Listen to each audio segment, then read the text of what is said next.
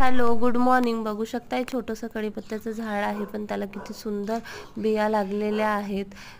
सकाळी सकाळी उठले, स्वयंपाकाला लागले. आज नाश्त्याचं नाटक ठेवलंच नाही, डायरेक्ट स्वयंपाकालाच लागली. आणि स्वयंपाकामध्ये बनवत होती मी मोडची भाजी, चपाती, वरण, भात. काव्या, थिरिष्का आणि माझे हस्बंड विक्रांत, त्यांना म्हटलं की नाश्ता पण याचाच करून घ्यावा आज आपण. छान मस्त मोडची भाजी आणि त्यासोबत चपाती असा आम्ही नाश्ता केला.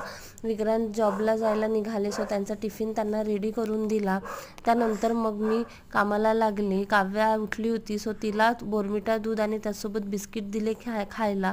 तिने नाश्ता करून घेतला. थिरिष्काला पण आंघोळ करून छान रेडी केले.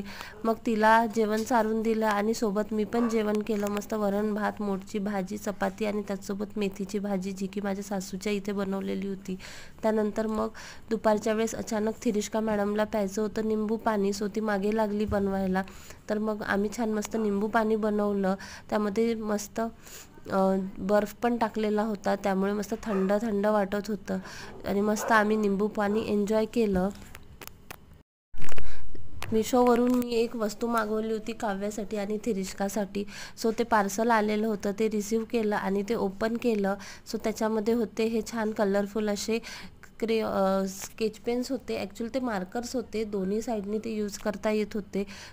सायंकाळी स्वयंपाकाला लागली. स्वयंपाकामध्ये बनवली फुलकोबीची भाजी, पण थिरिष्काला जेवण करायची अजिबात इच्छा नव्हती. तिला खायची होती मॅगी, खूप मागे लागली. तिच्यासाठी बनवली मॅगी. असा होता आमचा आजचा दिवस. भेटूया नेक्स्ट